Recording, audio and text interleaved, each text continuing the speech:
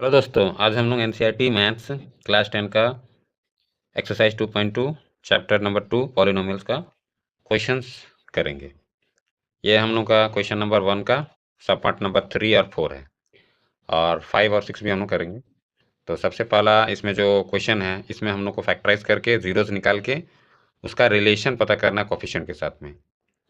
तो यही चीज़ सबसे पहला हम लोग को करना होगा कि फैक्टराइज करना होगा। इसके लिए हम क्या करेंगे, सबसे पहले इसको अरेंज कर लेंगे, सही तरीके से हम लोग अरेंज कर लेंगे। तो अरेंज कर लिए हम लोग, अब इसको फैक्टराइज कर दिए। फैक्टराइज करने के लिए 6 3 या 18 कर देंगे। अब 18 जो है, अब 18 को ऐसा नंबर में तोड़ेंगे जिसको सब्ट्रैक्ट या ऐड करने पर -7 आ जाता है। तो अभी जैसे 2 9 18 है, तो 2 और 9 को अगर हम सब्ट्रैक्ट करेंगे तो 7 आता है। तो हम लोग इस प्रकार से लिख लेंगे 6x² -9x प्लस 2x लिख देंगे -3। उसके बाद हम लोग कॉमन ले लेंगे, 6 और 9 के बीच में कॉमन आ गया तो 3 एक्स, और ये वाला x कॉमन आ जाएगा, एक तो x निकाल लेंगे, एक तो x बचेगा माइनस, यहाँ पर क्या बचेगा 3, ब्रैकेट क्लोज कर देंगे प्लस। अब 2 और 3 के बीच में कुछ भी कॉमन नहीं है, यहाँ पर 2 होता है क्योंकि हम लोग 3 निकाले थे ना, तो 2x बचेगा। तो अभी इसमें दोनों में कुछ कॉमन नहीं है तो 1 कॉमन आएगा, इसलिए यहाँ पर बच गया 2x, यहाँ पर बच गया -3। आगे हम लोग प्रोसीड करते हैं। अब 2x -3 कॉमन आ जाएगा, 2x -3 कॉमन निकाल लिए, यहाँ पर बचा 3x + 1। तो ये फैक्टराइज हो गया। अब फैक्टराइज आ गया तो हम लोग का 2 जीरोज निकल गया, देयरफॉर क्या हो जाएगा 2x -3 = 0, और एक हो जाएगा 3x + 1 = 0। यानी कि क्या हो जाएगा 2x = 3 या x = 3/2। यहाँ पर क्या हो जाएगा 3x उधर जाएगा तो -1 और x = -1/3। ठीक है, तो अभी जो है क्या हो गया, देयरफॉर हम लोग लिखेंगे जीरोस। जीरोस हो गया क्या क्या है, एक हो गया 3/2 और एक हो गया 1/3। अब यही इसी को हम लोग क्या बोलते हैं, रूट्स। स्टूडेंट्स, इसका पहले जो हम लोग क्वेश्चन जो किए थे, ये जो क्वेश्चन है आप देख पा रहे हैं, ये क्वेश्चन जो है ये क्या है, find the zeros of the following quadratic polynomials, ठीक है, and verify the relation between the zeros and the coefficient. तो जीरोस और कोफिशिएंट का हम लोग को रिलेशन निकालना है, तो वही हम लोग कर रहे हैं। तो रिलेशन हम लोग निकाल लेते हैं। रिलेशन निकालते हैं, कैसे रिलेशन निकालेंगे, आपको पता है कि सम ऑफ रूट्स कैसे लिखते हैं। सम ऑफ रूट्स जो होता है इक्वल टू क्या होगा हम लोग का -b/a। जीरोस जो है 3/2 और -1/3, यही है हम लोग का रूट्स, 3/2 और -1/3। तो हम लोग क्या ऐड कर लेंगे, यानी कि सम ऑफ रूट्स मतलब क्या होता है 3/2 -1/3। अब इधर जो है b क्या है, b ये वाला देखिए, b का अरेंजमेंट जो होता है ax² + bx + c होता है। तो यहाँ a का जगह 6 है, b का जगह -7 है और c का जगह -3 है। तो हम लोग क्या करेंगे, b का वैल्यू क्या है -7, तो -7 हम लोग लिख लेंगे। a का वैल्यू क्या है 6, इसको आगे हम लोग सॉल्व करेंगे तो क्या आएगा 2 3 = 6, 2 3 = 6, 3 3 = 9, 3 2 = 6 2। यहाँ पर आ गया हम लोग का 7/6, यानी कि मेरा 7/6 = 7/6 बराबर आ गया। तो ये क्या हो गया, वेरीफाइड हो गया। अभी हम लोग सम ऑफ रूट्स को छोड़कर आगे भी हम लोग बढ़ना है, वो क्या होता है प्रोडक्ट ऑफ रूट्स। तो हम लोग लिखेंगे product of roots equal to क्या होता है c/a होता है। तो c/a प्रोडक्ट ऑफ रूट्स क्या होगा, वही जीरोज ही रूट्स होता है।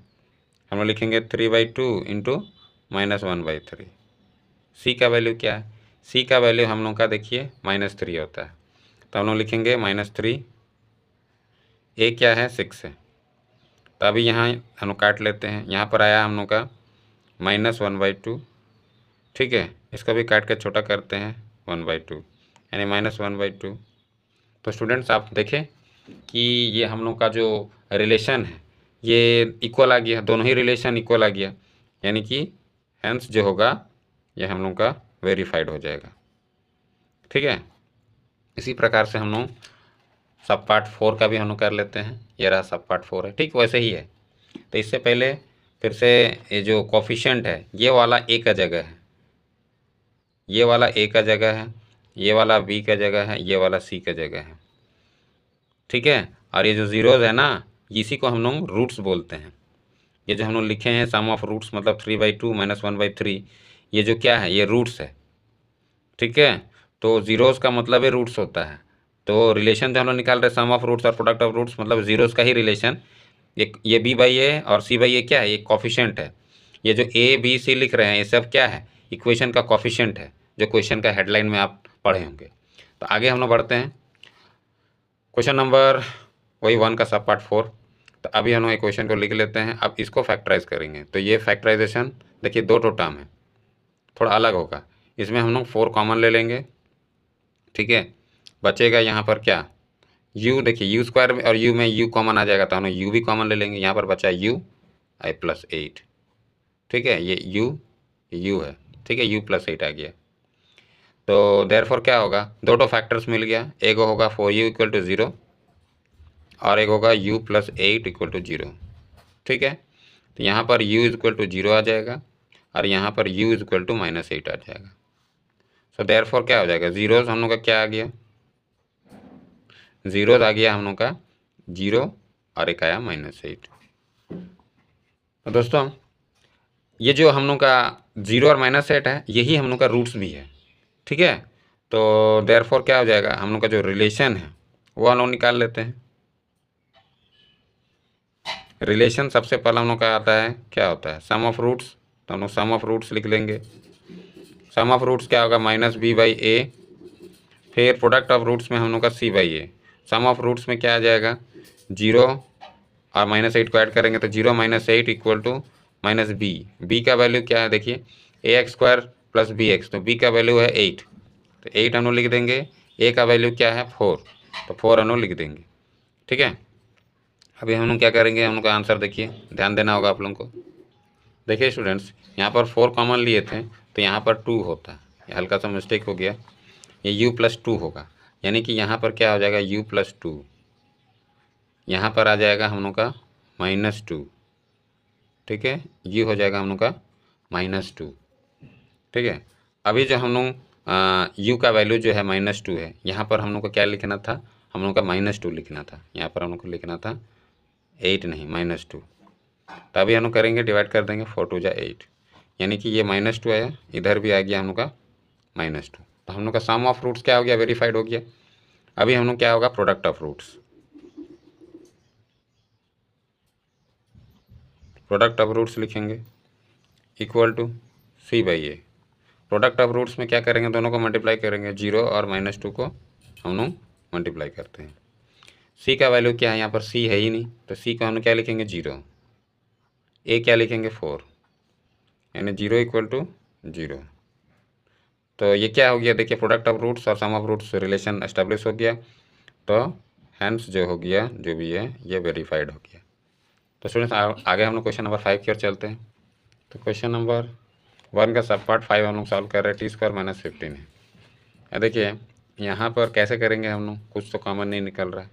इसके लिए हम लोग क्या करेंगे, देखिए ध्यान से, t² 15 को हम लोग √15 का स्क्वायर लिख सकते हैं, ठीक है। ये रूल आता है, ठीक है। तो अब ये a² - b² का फॉर्मूला में आ गया है, यानी कि a + b और a - b का फॉर्मूला, यानी कि t + √15 और t - √15, ये दो फैक्टर्स आ गया। अब देयरफॉर क्या हो जाएगा, हम लोग का 2 ज़ीरोज़ आ जाएगा, इक्वल टू 0 एक ठो, और एक ठो आ जाएगा t - √15 = 0। अब ये दोनों को सॉल्व करने से हम लोग का वैल्यू आ जाएगा। इस केस में आ जाएगा -√15, इस केस में आ जाएगा √15, ठीक है। देयरफॉर ये ज़ीरोज़ जो होगा, ये हम लोग का एक होगा -√15 और एक होगा +√15, दो ज़ीरोज़ हो गया, यही हम लोग का रूट्स हो जाएगा। तो हम लोग रिलेशन हम लोग निकाल लेते हैं, रिलेशन हो गया। अब हम लोग रिलेशन क्या लिखते हैं, सम ऑफ रूट्स लिख देंगे equal to -b/a। Sum of roots में क्या हो जाएगा, एक आएगा -√15, एक आएगा +√15, माइनस बी का वैल्यू क्या है, बी देखिए A X square plus B X, यानी बी तो है ही नहीं, यहाँ जीरो होगा। ए क्या है, ए है 1, तो 1 लिख दिए।